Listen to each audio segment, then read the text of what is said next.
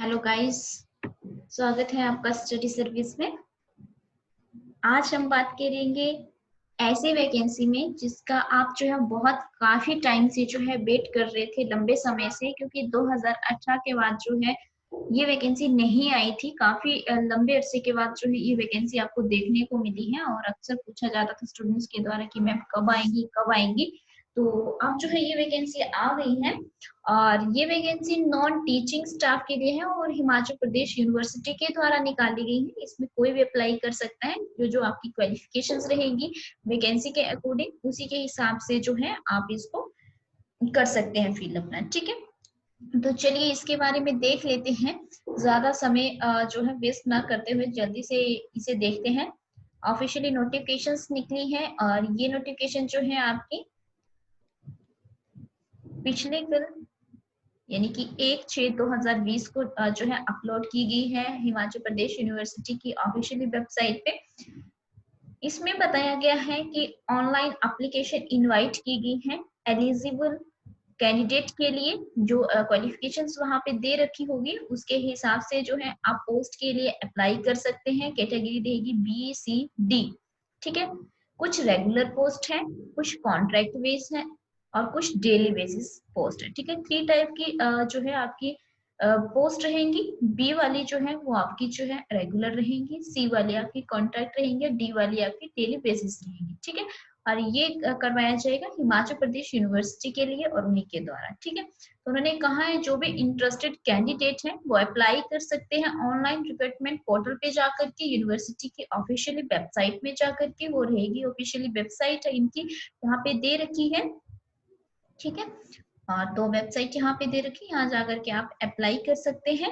और साथ में जो है इसकी तारीख जो है वो बता रखी है। देखिए कब से जो है ये स्टार्ट होगी अप्लाई होना, तो 5 तारीख से जो है ये स्टार्ट होंगे अप्लाई होने, 5 जून से, और 26 जून तक जो है आप इसको कर सकते हैं। राइट, और इसके बाद जो है लिंक जो है डिसेबल हो जाएगा 26 के बाद। उसके बाद जो है आप जो है जान लेते हैं साथ साथ में कि कौन कौन सी पोस्ट है, क्या क्या उनकी पे स्केल्स रहेंगी और साथ में जो है कितनी पोस्ट रहेंगी और उसके लिए क्या क्वालिफिकेशंस आपकी रहेगी। ठीक है, पहले कैटेगरी बी के लिए देखेंगे जो रेगुलर पोस्ट है बता रखी है वो कौन कौन सी है। देखिए फर्स्टली है आपकी लाइब्रेरियन, रेगुलर बेसिस पे है ये और पे स्केल भी यहाँ पे बता रखी है। और ये जो पोस्ट है वो सिर्फ एक ही पोस्ट है, यूआर है, अनरिजर्व कैटेगरी के लिए। ठीक है, तो देख सकते हैं। इसके बाद assistant librarian HPU main library के लिए है, ये भी रेगुलर पोस्ट है, 2 पोस्ट है इसमें दे रखी हुई। फिर है आपकी असिस्टेंट लाइब्रेरियन आरसी धर्मशाला के लिए और जो है एक पोस्ट है। फिर है मेडिकल ऑफिसर डेंटल के लिए, वो भी एक पोस्ट है, जनरल यूआर। ठीक है, तो इसमें जो है जो पहली 3 दे रखी है इनके लिए यहाँ पे क्वालिफिकेशंस आपको साथ में जो है इस बॉक्स में जो है क्वालिफिकेशंस भी दी गई है। तो एक बार जो है इसको भी रीड आप कर लें कि जो भी आपकी इसमें क्वालिफिकेशंस रहेंगी। इसके बाद नेक्स्ट देखते हैं मेडिकल ऑफिसर की है एलोपैथिक, और ये भी जो है आपकी 1 पोस्ट दे रखी है। तो इसके लिए भी क्वालिफिकेशन साथ में बता रखी है।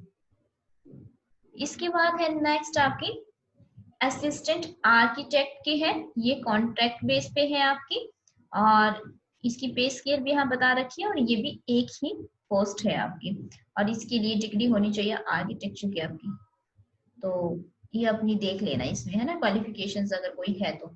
इसके बाद नेक्स्ट है पीआरओ की पब्लिक रिलेशन ऑफिसर, तो ये भी कॉन्ट्रैक्ट बेस पे है आपकी और पे स्केल भी यहाँ दे रखी है और ये भी आपकी एक पोस्ट है। ठीक है, इसमें जर्नलिज्म वगैरह जिसने भी की हुई है मास कम्युनिकेशन तो वो देख सकता है। इसके बाद है नेक्स्ट आपके सिस्टम एनालिस्ट की है यूआईटी वालों की, तो इसमें कॉन्ट्रैक्ट बेसिस है और ये भी एक पोस्ट है आपकी। जिसने भी कंप्यूटर साइंसेस में या engineering computer application information technology से रिलेटेड जो भी स्टूडेंट्स हैं वो इसको अप्लाई कर सकते हैं, या फिर मास्टर्स ऑफ फिजिक्स है आपकी, मैथमेटिक्स है, इकोनॉमिक्स है, स्टैटिक्स है, तो वो भी इसके लिए एलिजिबल होंगे। और साथ में जो है post graduation diploma at 1 at least 1 year duration का आपके पास होना चाहिए, देन आप इसको अप्लाई कर सकते हैं। ठीक है, चलिए इसके बाद कंप्यूटर प्रोग्रामर की है, टोटल 2 वैकेंसी है आपके पास, जिसमें एक वैकेंसी जो है एससी के लिए है और दूसरी जो है ओबीसी के लिए है।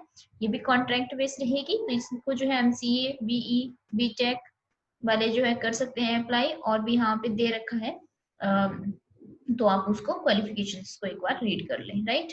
इसके बाद कैटेगरी सी वाली आती है ना, जो मैक्सिमम जो है आपकी कौन सी है, वो कॉन्ट्रैक्ट बेस वाली है। चलिए इसके बारे में हम डिटेल से देखेंगे, क्योंकि ज्यादातर स्टूडेंट जो है वो फिल करने वाले हैं इन्हीं पोस्ट को, तो इसके बारे में हम डिटेल में देखेंगे।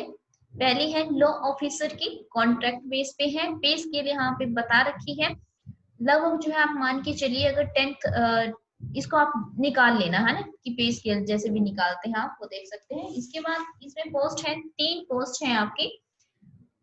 प्रोफेशनल डिग्री होनी चाहिए आपके पास लॉ की, रिकॉग्नाइज्ड यूनिवर्सिटी से, या फिर एटलीस्ट 5 ईयर का एक्सपीरियंस होना चाहिए आपके पास एडवोकेट का साथ में। ठीक है, तब आप इसको अप्लाई कर सकते हैं लॉ ऑफिसर को। असिस्टेंट लाइब्रेरियन के लिए on contract base, HPU model school के लिए है।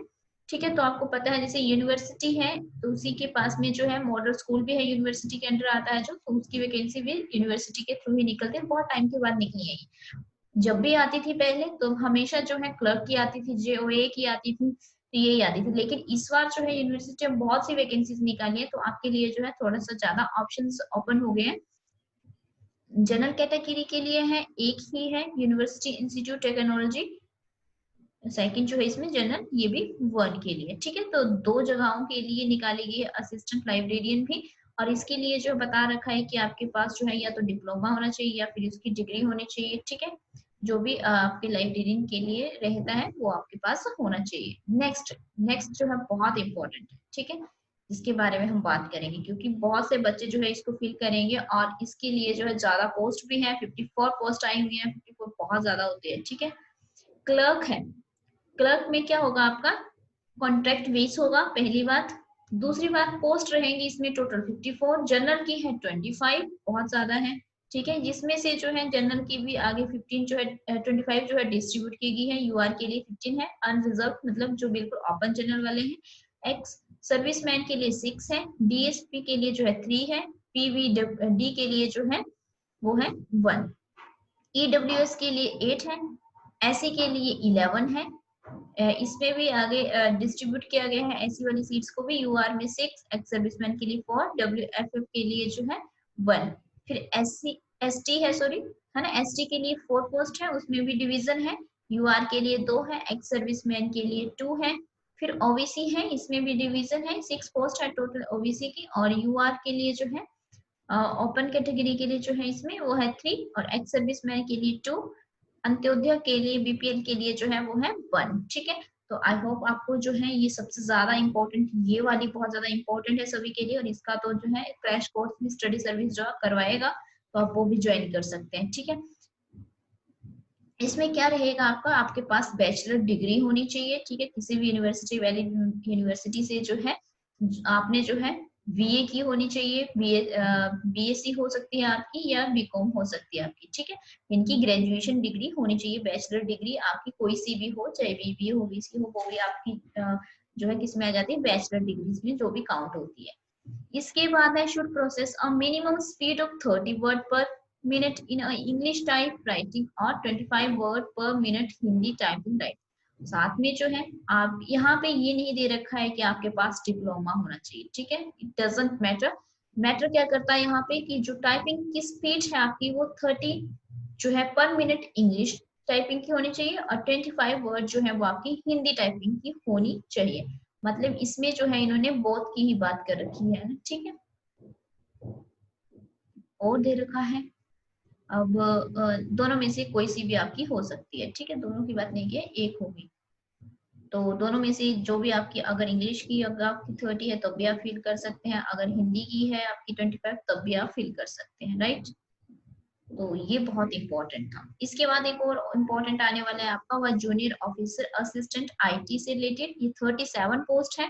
जनरल कैटेगरी के लिए जो है 18 पोस्ट है, तो यहाँ पे भी डिवीजन करके बता दिया गया है। यूआर के लिए 2 है, एक्स सर्विसमैन के लिए 9 है, डीएसपी के लिए 3 है, पीवीडी के लिए जो है 4 है।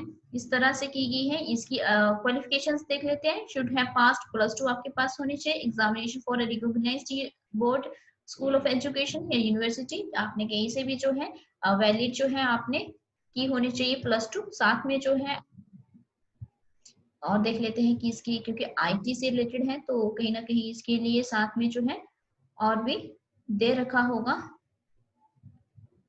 ओके, चलिए देखते हैं। तो इसमें जो है और बता रखा है कि आप जब आप मैट्रिक अगर, या तो फिर आपके पास मैट्रिक होनी चाहिए किसी भी बोर्ड से रिकॉग्नाइज्ड, साथ में आपके पास जो है सर्टिफिकेट होना चाहिए आईटीआई का, ठीक है, इंडस्ट्रियल ट्रेनिंग इंस्टीट्यूट का, या फिर जो है आईटी का इंफॉर्मेशन टेक्नोलॉजी का हो सकता है, फिर आईटीईएस का हो सकता है, ठीक है। तो जो भी है ये बता रखा है यहाँ पे सारी, अपनी आप देख सकते हैं कि आपके पास जो है आईटी से रिलेटेड क्या चीज होनी चाहिए। पे स्केल भी इन्होंने बता रखी है, रहेगा ये आपका कॉन्ट्रैक्ट बेस ही, ठीक है। और सीट्स भी यहाँ पे बता रखी है कि कौन सी सीट जो है कितने किस हिसाब से जो है डिस्ट्रीब्यूट की जाएगी।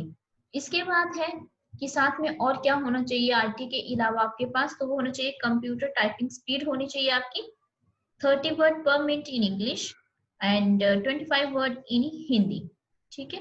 तो दोनों में से जो भी होगी आपके, आप कर सकते हैं इसको अप्लाई। देन नेक्स्ट है जूनियर ऑफिस असिस्टेंट अकाउंटेंट, बहुत इंपॉर्टेंट है, ठीक है। कितनी है, तो इसमें भी जो है 4 पोस्ट बता रखी है। जनरल के लिए 3 है और बीकॉम होनी चाहिए आपकी विथ 50%। देखिए लोग कहते हैं कि कॉमर्स के लिए कम पोस्ट आती है, कम कहाँ आती है, देखिए आती तो रहती है ना। तो अगर आपने कॉमर्स की है, बीकॉम की है, तो आप भर सकते हैं इसको। 50% आपके मार्क्स होने चाहिए ग्रेजुएशन में। Note, candidate having M Com qualification must have passed B Com at the graduation level.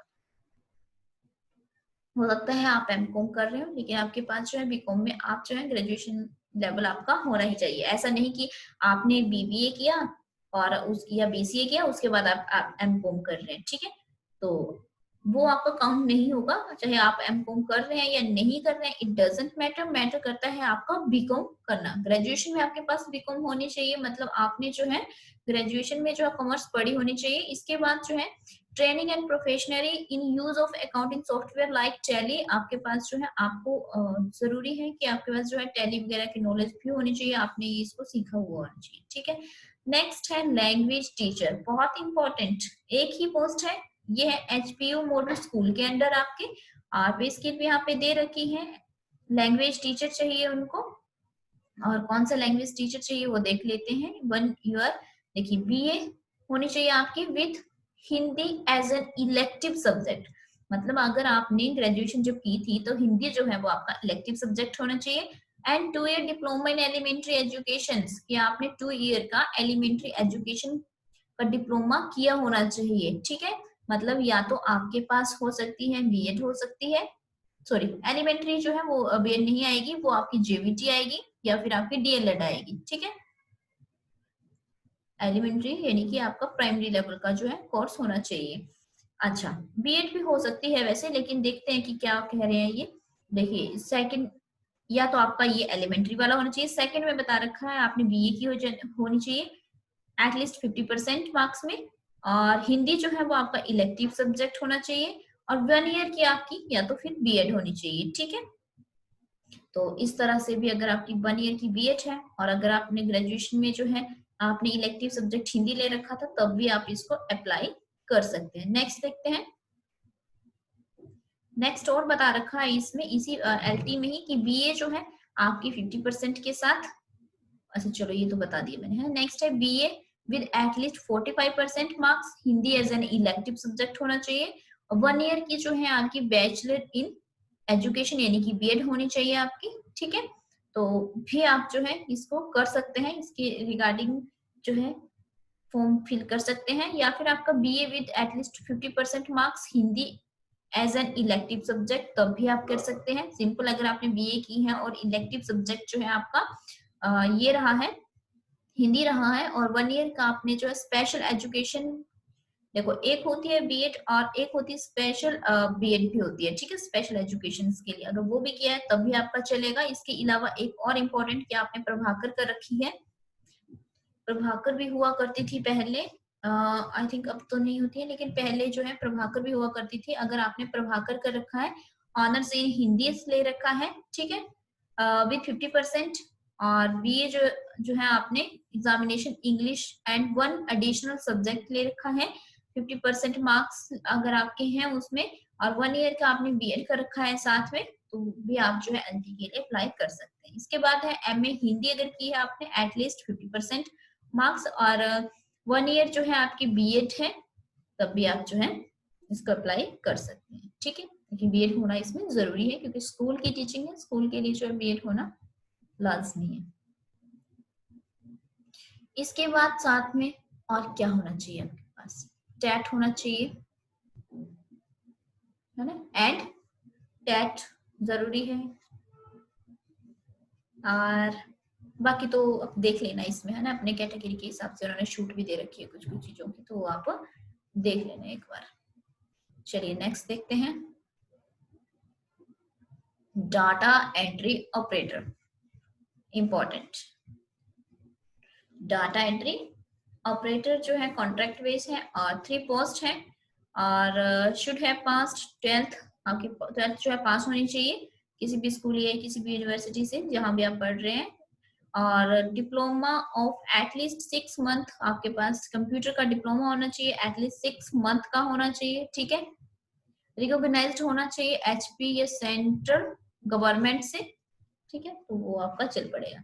फिर है junior engineer civil, contract based रहेगा, 7 पोस्ट है, जनरल के लिए 4 है, ईवीएस के लिए, ईडब्ल्यूएस के लिए जो है वो 1 है, और एससी के लिए 1 है, ओबीसी के लिए 1 है। इसमें आपको जो है मैट्रिक या +2 होनी चाहिए आपकी, और रेगुलर फुल टाइम जो है diploma in civil engineering 3 year का जो है आपका रेगुलर जो है डिप्लोमा होना चाहिए, देन आप जो है इसको अप्लाई कर सकते हैं।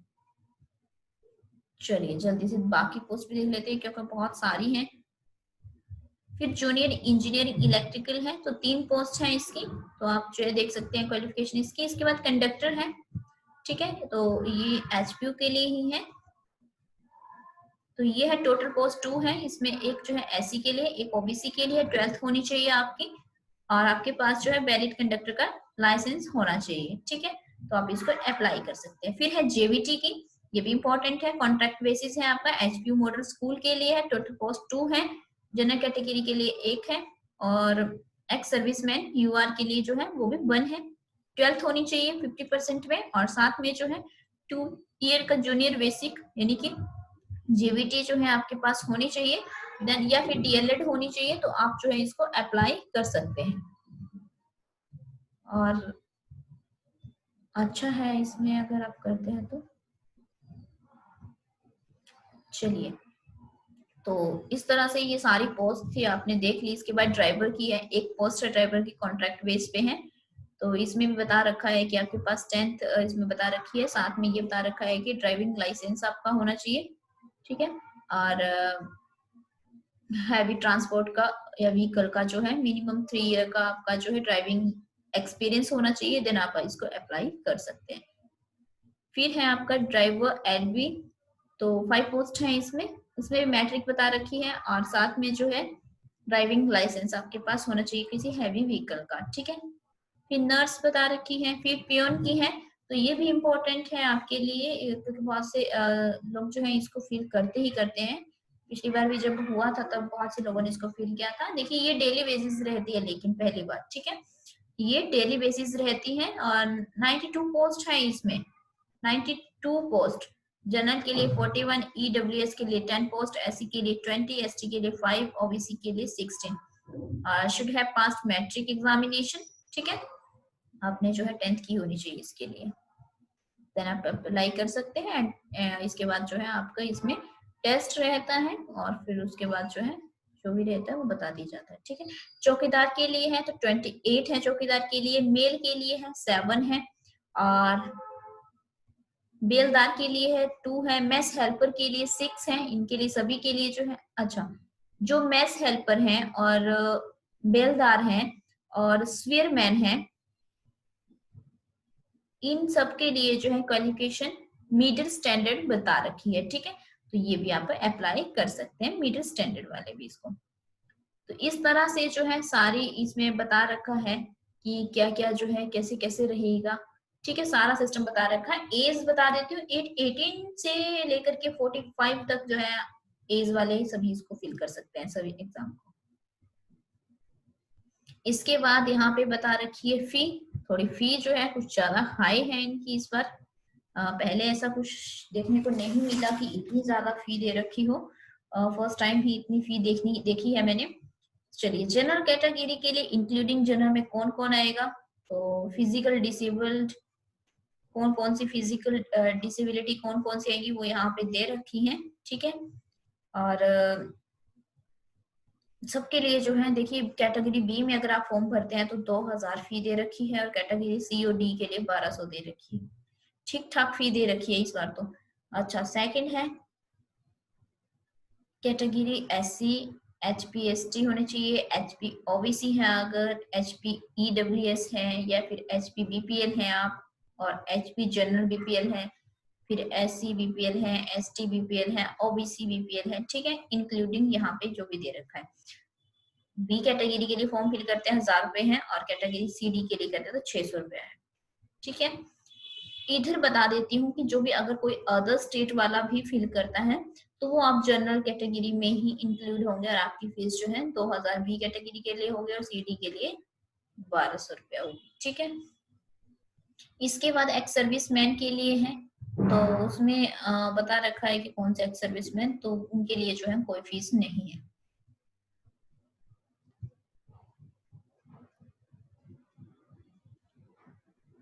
ठीक है। तो मोड क्या रहेगा इनका पेमेंट का, वो तो इनका ऑनलाइन ही रहता है, ठीक। और जब आप फॉर्म फिल करेंगे तो आप उसको जान लेंगे। अच्छा, इसके बाद जो है इनके टेस्ट होंगे, वो जो है एमसीक्यू बेस्ड होंगे, मल्टीपल चॉइस टाइप क्वेश्चंस के टेस्ट होते हैं। तो वो जो है नीचे दिए हुए हैं, इस पीडीएफ में बता रखा है कि कौन से टेस्ट के लिए जो है कितने मार्क्स का आएगा और क्या क्या आएगा, वो यहाँ पे दे रखा है, ठीक है। कैटेगरी बी के लिए जो आएगा ऑब्जेक्टिव टाइप, देखिए, test in general knowledge 40 marks, subject आपके सब्जेक्ट के अकॉर्डिंग जो है, जो भी आपका कंसर्न, आप जिस फील्ड से हैं उसमें 100 नंबर का जो है वो आएगा, ठीक है। उसके बाद इंटरव्यू आपका होगा 60 मार्क्स का, ये है पेपर 1 आपका। इसके बाद अगर आप स्कीम ऑफ एग्जामिनेशन इनकी इस तरह से रहेगी। सिलेक्शन मोड जो है बता रखा है यहाँ पे, इसकी सीरियल 4 to 9 जो है वो कैटेगरी बी है आपकी, ठीक है। और अब जो है इसमें 40 मार्क्स जो है, 40 मार्क्स में क्या आएगा वो भी यहाँ दे रखा है आपका, कि 40 मार्क्स की आपकी हिमाचल प्रदेश आएगी, इंडिया इंटरनेशनल जीके आएगी, और जो डिवाइड होगी आपकी 20-10-10 में, ठीक है।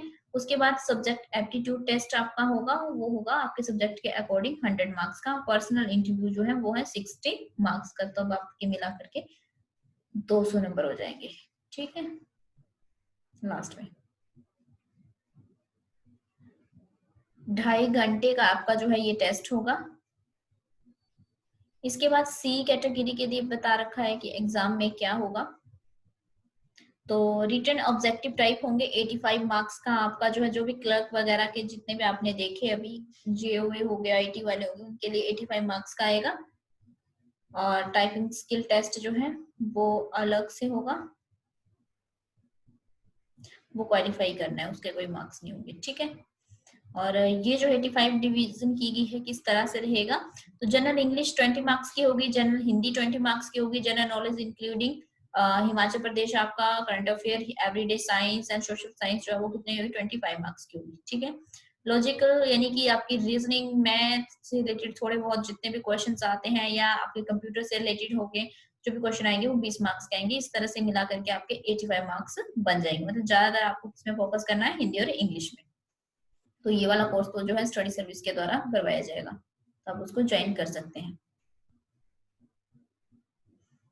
अच्छा, जेओआईटी के लिए जो है देखो 25 नंबर का जो है आपको जनरल नॉलेज से रिलेटेड आएंगे, और 60 मार्क्स का आपको वो आएगा जो आपका अपना सब्जेक्ट होगा, यानी कि कंप्यूटर से रिलेटेड या टेक्नोलॉजी से रिलेटेड जो है आपको आएगा, तो 85 मार्क्स का आपका पेपर हो जाएगा। उसके बाद बता रखा है कि आपकी जो है डॉक्यूमेंटेशन किस तरह से होगी, ठीक है। तो बताने का कोई यहाँ वो नहीं बनता है किस तरह से आपके 1-2 मार्क्स जो है डिवाइड किए हुए होते हैं। तो ये सारी इंफॉर्मेशन थी आपकी, जितनी भी जो है इसमें उन्होंने दे रखी है उसके बारे में हमने बात की, पूरी डिटेल में देखा कि कौन कौन सी पोस्ट है, क्या क्या उसके लिए चाहिए और क्या नहीं चाहिए। क्योंकि 2 दिन फोन आए थे मुझे सुबह से लेकर अब तक की, देखिए उसमें क्या बता रखा है मैम, प्लीज आप बताइए, अदर चैनल वाले ऐसा बता रहे हैं। मैंने कहा था कि मैं रीड करके बताऊंगी, क्योंकि हेल्थ थोड़ी ठीक नहीं थी तो उस वजह से मैं नहीं कर पाई थी पिछले कल भी इसको अपलोड। तो आप जो है स्टडी सर्विस के साथ जो है बने रहिए इसी तरह से। और